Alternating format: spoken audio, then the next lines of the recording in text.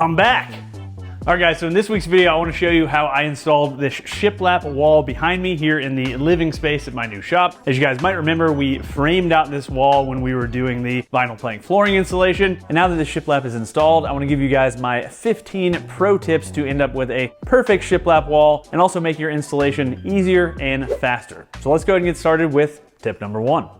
So tip number 1, and this really applies if you're installing your shiplap over an existing wall surface like this drywall, is to go ahead and find and mark out your stud locations. And there are obviously lots of different stud finders out there. I've really been digging this one from Craig. I'll link to it in the video description below, but basically it just works with a couple of magnets. I think magnets are the most foolproof way to find your studs because if you have drywall anywhere where one of those drywall screws is, the magnet is going to hold on to it. But the cool thing about this stud finder is it's got a built-in laser line. So you can use a little bubble level here to get it leveled out. And then you've got a laser line going down your wall where you can mark where your stud is. Go ahead and mark those out with a pencil, or you could snap chalk lines, rinse and repeat down your whole wall. And then you know when you go to install your shiplap, you're going to be driving those nails into your studs so that you have a nice, secure shiplap installation.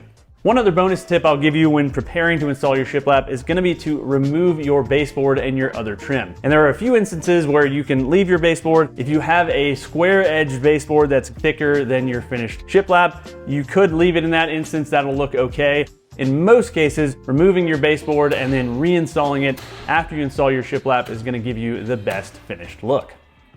Tip number 2 is going to be to go ahead and measure the height of your wall where you're going to be installing your shiplap and figure out your layout. Now you could just start slapping up rows, but you might end up getting to the ceiling in your space and ending up with a row that's like 3/4 of an inch wide, which would essentially be impossible to install without breaking it. Instead, I would go ahead and measure out your height and then divide that height by the width of your shiplap pieces. In my case, my pieces were 5¼ of an inch wide, so I divided that into my total height, and I saw that that would leave me with a pretty small strip for my final row. So instead, I went ahead and ripped that first row in half and started with a half row, and that meant my last row ended up at about half width as well, which I think looks great and was much easier to work with.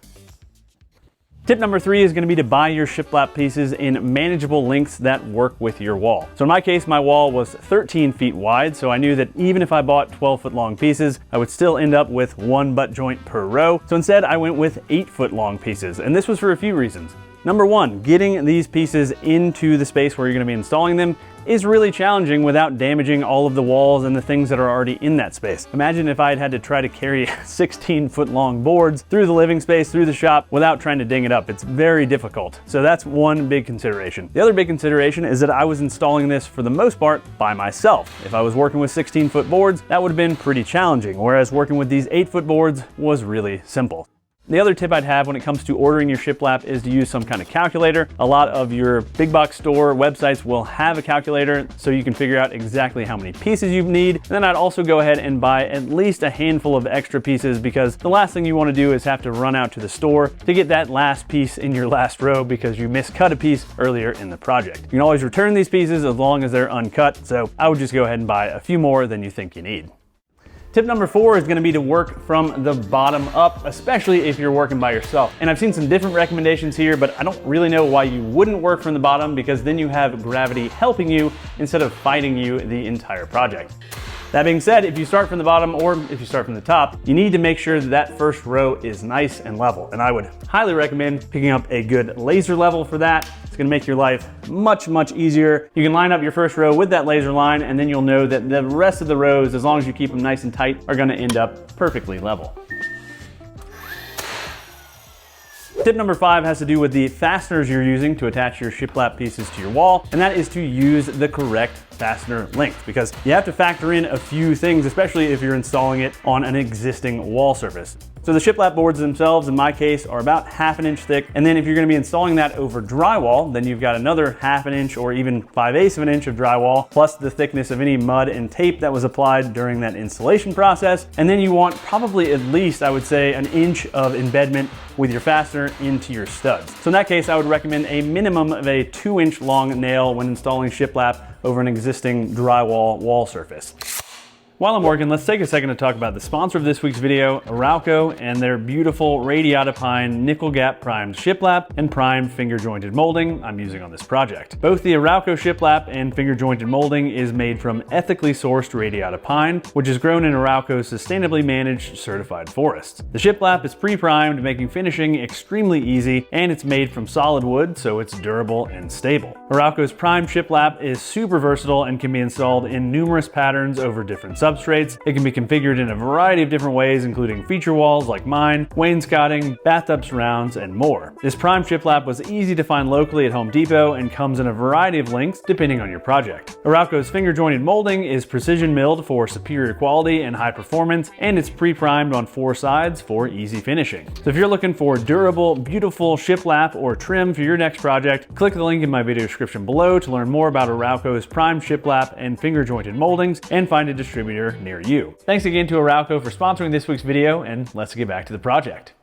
Tip number 6 is going to be about all of your butt joints. And again, depending on the lengths of shiplap you purchase, you are probably going to end up with some butt joints. And my advice is to embrace your butt joints rather than trying to cover them up. I think it's really hard to cover these up effectively. Even if you get them perfect, you're going to end up with some seasonal movement. If you use something like wood filler to fill in these gaps, it's probably going to crack over time. So I think to make them look their best, you need to space them evenly. In my case, I used a 1/16 of an inch spacer on all the butt joints so they all look the exact same, and I think that consistency makes them look very purposeful. And the other thing I did was make sure to stagger the butt joints so that they are in a completely randomized pattern. If you just start your next row with your offcut from your previous row and do that over and over again with boards of the exact same length, you're probably going to end up with some sort of pattern, whether that's a stair step pattern or an H pattern. I think it looks a lot better if you just completely randomize your joints, and I think it'll look a lot better in your finished installation.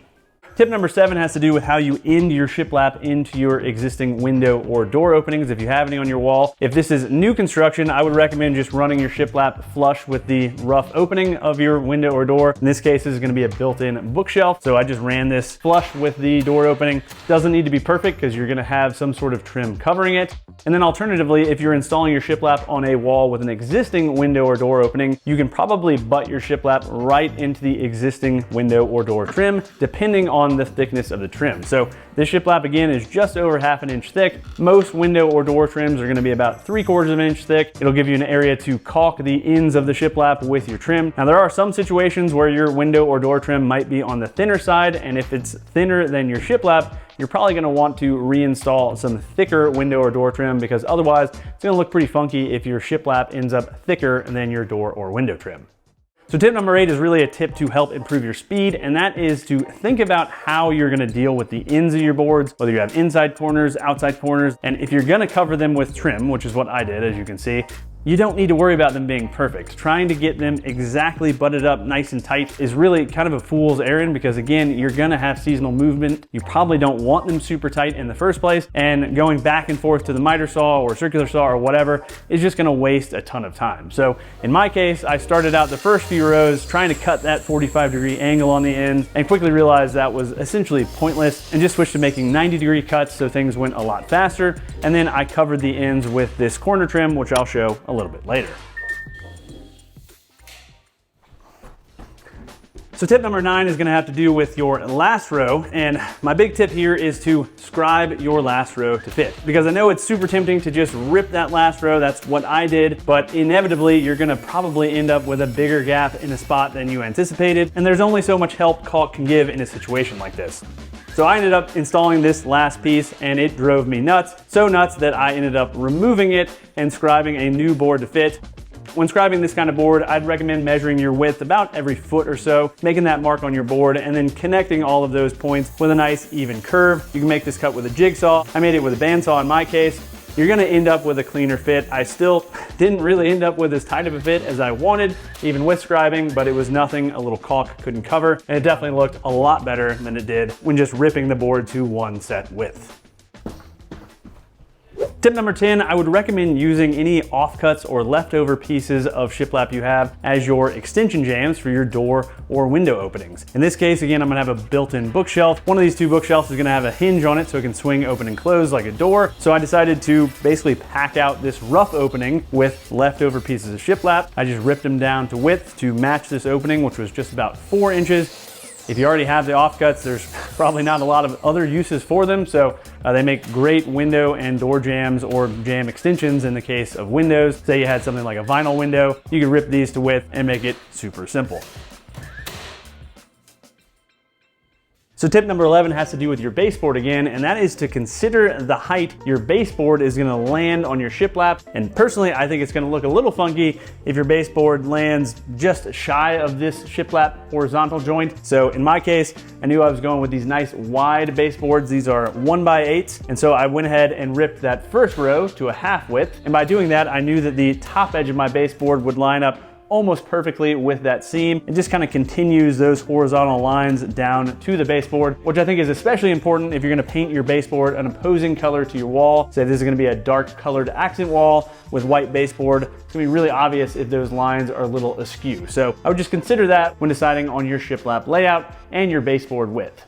So tip number 12 has to do with your corner trim, and this is gonna vary depending on your scenario. So in my case, again, this wall is at 45 degrees to the adjoining wall. So what I did was just rip a piece of 1x4 trim in half at a 45-degree angle so that it met up with this wall nicely. And then to ensure it met up nicely with the baseboard and wasn't proud of the baseboard or anything like that, I went ahead and ran this piece of trim through my planer a few times, planing it down to about 3/8 of an inch thick.